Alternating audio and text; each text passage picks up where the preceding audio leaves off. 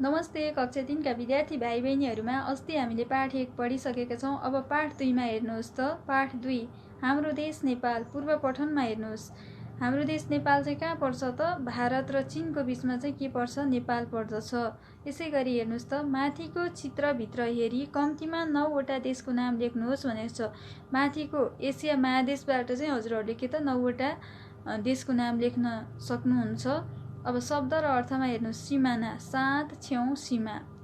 आसपासका भनेको ओरापोराका, छेउछाउका। भेग भनेको ठाउँ, इलाका। मातृभाषा भनेको आमाको मुखबाट सुनिने भाषा। अब यसैगरी पेज नम्बर 12 मा हेर्नुहोस् है। हाम्रो देश नेपाल। अब नेपाल कस्तो रहेछ त? नेपालको बारेमा चाहिँ हामी पढ्ने छौं। यो चित्र तिमीले चिनिसकेको हुनुपर्छ। यो हाम्रो देश नेपालको चित्र हो। हामी यही देशमा बस्छौं, त्यसैले हामीलाई सबैले नेपाली भन्छौं। यो देखाएको चित्र चाहिँ हाम्रो देश नेपालको हो हैन। यो चित्रभित्र चाहिँ हामी यही बस्छौं, त्यसैले हामी सबै नेपाली भन्छौं। नेपालमा बसोबास गर्ने सबै जातिलाई हामी के भन्छौं त? नेपाली भन्छौं। हाम्रो देश नेपालको उत्तरी सिमाना चीनसँग गाँसिएको छ। हाम्रो देशको माथितिरको भाग चाहिँ केसँग गाँसिएको छ त? चीनसँग गाँसिएको छ। नेपालको दक्षिण चाहिँ भारत भन्ने देशसँग र नेपालको पूर्व पश्चिम पनि भारत नै पर्दछ। नेपालको दक्षिण पूर्व पश्चिम कुन सिमानासँग छ त? भारतसँग नै छ। हाम्रो देशको तल्लो भागमा समथर जमिन छ। हाम्रो देशको तलतिर चाहिँ कस्तो छ त? समथर के हुन्छ त? जमिन छ। समथर जमिन भएको यस भागलाई नै तराई भेग भनिन्छ। जुन सम्म परेको भागलाई नै के भनिन्छ त? तराई भेग भनिन्छ। मध्य भागमा चाहिँ अग्ला होचा पहाडहरू छन्। डाँडाकाँडाहरू र पहाडहरू भएको यस भागलाई चाहिँ पहाडी भेग पनि भनिन्छ। जुन डाँडाकाँडा र पहाडहरू भएको भेगलाई कस्तो भेग भनिन्छ त? पहाडी भेग भनिन्छ। नेपालको सबैभन्दा माथिल्लो भागमा हिमालले ढाकिएको अग्ला अग्ला हिमालहरू छन्। यी हिमालहरू यसका आसपासका ठाउँहरूमा हिमाली भेग पनि भनिन्छ। जुन नेपालको उत्तरतिर पर्ने अग्ला अग्ला हिमालहरू छन्, जुन भागलाई चाहिँ हामी के भन्छौं त? हिमाली भेग भनिन्छौं। हाम्रो देशको राजधानी सहर काठमाडौँ हो। हाम्रो देशको राजधानी चाहिँ कहाँ हो त? काठमाडौँ हो। काठमाडौँ चारैतिर पहाड उपत्यकाले घेरिएर बनेको उपत्यका हो। नेपालको अर्को नाम चलेको सहर पोखरा। पोखरा पनि उपत्यका नै हो। पोखराको फेवाताल र माछ्रपुच्छ्रे हिमाल संसारभर प्रसिद्ध छ। संसारको सबैभन्दा अग्लो शिखर सगरमाथा हो। सगरमाथा नेपालको सोलुखुम्बु जिल्लामा पर्छ। संसारको सबैभन्दा अग्लो भूभाग भनेको सगरमाथा, जुन सोलुखुम्बु जिल्लामा पर्छ। विदेशीहरूले हाम्रो देशलाई सगरमाथाको देश भनेर चिन्दछन्। गौतम बुद्धको जन्मथलो कपिलवस्तु पनि नेपालमै पर्दछ। जुन गौतम बुद्धको जन्मथलो नि कहाँ हो त? कपिलवस्तुमा पर्दछ। गौतम बुद्धलाई एसियाको ज्योति पनि भनिन्छ। हामीहरूले चाहिँ गौतम बुद्धको देश हैन, जुन गौतम बुद्धलाई चाहिँ एसियाको ज्योति नै भनेर चिनिन्छ। सुन्नुस् है। हाम्रो देशमा धेरै नदीनालाहरू छन्। कोशी, गण्डकी, कर्णाली यस देशका ठूला ठूला नदीहरू हुन्। बागमती, कमला, राप्ती, कन्काई आदि पनि निकै प्रसिद्ध नदीहरू छन्। यस्ता धेरैजसो नदीहरूको मुहान अग्ला अग्ला हिमाल र पहाडहरू हुन्। यसैगरी यस देशमा धेरै जात जातिका मानिसहरू बस्छन्। बेला बेलै जात जातिका मानिसहरूको मातृभाषा पनि बेग्ला बेग्लै रहेको हुन्छ, तैपनि उनीहरू सबै नेपाली हुन्। हाम्रो देश नेपाल विश्वकै एउटा सुन्दर देश हो। यहाँ विभिन्न जात जातिका मानिस बसे तापनि, जेसुकै भए तापनि आखिरमा हामी नेपाली नै हौं र हामी नेपाल भनेर चाहिँ हाम्रो देश नेपाल भनेर विश्वमा नै के छ त? परिचितको रूपमा चिनेको छ। गौतम बुद्धको देश, सगरमाथाको देश, नदीनालाको देश। नेपालमा प्राकृतिक अनुपम अथवा नेपालमा हेर्न लायक दृश्यहरू चाहिँ अनेकौं छन्। त्यसैले नेपाललाई एउटा प्रसिद्ध देशको रूपमा पनि चिनिन्छ। विद्यार्थी भाइ बहिनीहरूले चाहिँ हाम्रो देश नेपाल पाठ राम्रोसँग पढ्नुहोला। र यसैगरी शब्द भण्डारमा हेर्नुहोस् त। धर्कातानी तलका शब्द र अर्थको जोडा मिलाऊ र पढ भनेको छ। सीमा आमाको मुखबाट सिकिने भाषा अथवा समथर, साथ वा छेउ सीमा आपसमा अथवा भेग मातृभाषा जन्मथलो।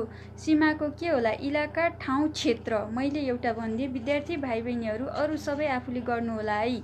नम्बर 2 मा हेर्नुहोस् त। उही अर्थ दिने शब्द छानेर लेख। प्रसिद्ध, ज्योति, सुन्दर, चित्र, शिखर, नदी, विश्व, राष्ट्र छ। जस्तै प्रसिद्धको प्रख्यात हुन्छ भने चाहिँ अब शिखर, नदी, विश्वको हजुरहरू आफैले गर्नुहोला। नम्बर 3 मा हेर्नुहोस् त, तलका शब्दको उल्टो अर्थ आउने शब्द पाठबाट खोजेर लेख। पाठबाट खोजेर लेख्नुपर्ने छ। उल्टो अर्थ भनेको अपोजिट है, इङ्ग्लिसमा भन्नुपर्दा। उत्तरको दक्षिण हुन्छ भने चाहिँ पश्चिमको के होला, होचोको के होला, तल्लोको के होला, स्वदेशीको के होला, साना सानाको के होला, हजुरहरूले आफैले खोजेर लेख्नु है। 4 नम्बरमा हेर्नुहोस्, खाली ठाउँमा ठिक शब्द छानेर भर भनेको छ। नेपाल विश्वकै डट डट देश हो। कस्तो देश हो? गर्मी देश हो, जाडो देश हो, भारत देश हो, सुन्दर देश हो। नेपाल विश्वकै सुन्दर देश हो। एउटा मैले गरिदिएँ, क ख ग घ हजुरहरू आफैले गर्नुहोस्। पेज नम्बर 15 मा हेर्नुहोस् त सबैले, बोध र अभिव्यक्ति। पाठको तेर्सो अनुच्छेद, शिक्षकबाट सुनेर लेख। यो सुन्ने सम्भव छैन अहिले। नेपालको झण्डा कस्तो छ? 5 वाक्यमा बताऊ। नेपालको झण्डाको बारेमा हजुरहरूले 5 वाक्यमा लेख्नुहोला। 3 नम्बरमा ठिक उत्तरमा ठिक चिन्ह लगाऊ है त। नेपालको दक्षिण कुन देश पर्दछ? भारत, चीन, दुवै देश। नेपालको दक्षिणपट्टि चाहिँ भारत देश पर्दछ। क नम्बरको मैले भनिदिएँ, ख र ग हजुरहरू आफैले गर्नुपर्ने छ। 4 नम्बरमा हेर्नुहोस्, जोडा मिलाऊ। सगरमाथा, लुम्बिनी, कोशी, काठमाडौँ। सगरमाथाको संसारकै अग्लो हिमाल हुन्छ भने चाहिँ लुम्बिनी, कोशी र काठमाडौँ हजुरहरू आफैले मिलाउनुहोस्। 5 नम्बरमा हेर्नुहोस्, उत्तर देऊ छ। हाम्रो देशको सिमाना कुन देशसँग जोडिएको छ? हाम्रो देशको सिमाना भारत र चीन देशबीच जोडिएको छ भनेर लेख्नुहोस्। अरू आफैले पाठबाट खोजेर लेख्नुपर्ने छ। कुन ठाउँलाई हिमाली भेग भनिन्छ? गौतम बुद्धलाई के भनिन्छ? नेपालका धेरैजसो नदीहरूको मुहान के हो? नेपालमा के कस्ता मानिसहरू बस्छन्? विद्यार्थीहरूले पाठबाट खोजेर यसको एन्सर लेख्नु पर्नेछ।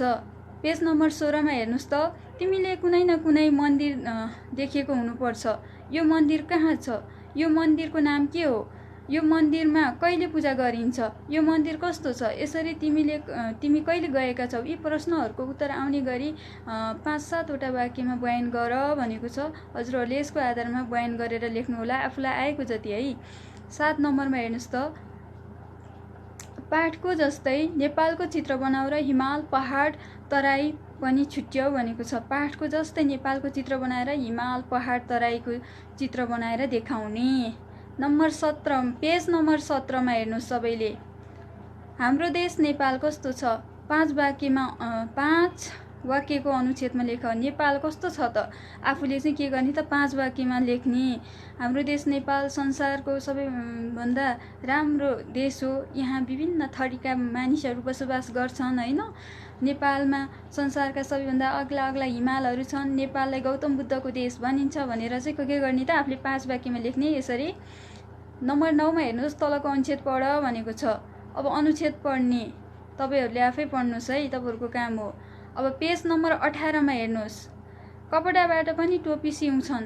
टोपीले टाउकोलाई चिसोबाट बचाउँछ। टोपी लगाएको मानिसलाई नेपाली हो भनेर सजिलै चिन्न सकिन्छ। टोपीले हाम्रो इज्जत बढाएको हुन्छ र हामीले पनि टोपीको इज्जत गर्नुपर्छ भनेको छ। अब माथि 9 को अनुच्छेद राम्रा अक्षरमा कपीमा सार। हजुरहरूले यो अक्षरलाई राम्रोसँग कपीमा सार्ने। अब माथि 9 को अनुच्छेद पढी सोधिएका प्रश्नको उत्तर देऊ भनेको छ। टोपी कसको परिचय हो? टोपी नेपालीहरूको परिचय हो। अरू बाँकी उत्तर हजुरहरूले लेख्नुहोस् है। टोपीले के को शोभा बढाउँछ? टोपीले टाउकोलाई केबाट बचाउँछ? टोपी कहिलेदेखि लगाउन थालिएका थिए?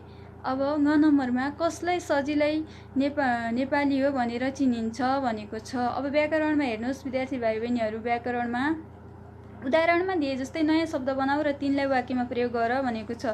नेपाल प्लस ई नेपाली हुन्छ है। म नेपाली हुँ। यसै गरी विद्यार्थीले पहाड प्लस ई पहाडी, म पहाडी हुँ भनेर बनाउनु। अरू बाँकी हजुरले बनाउने।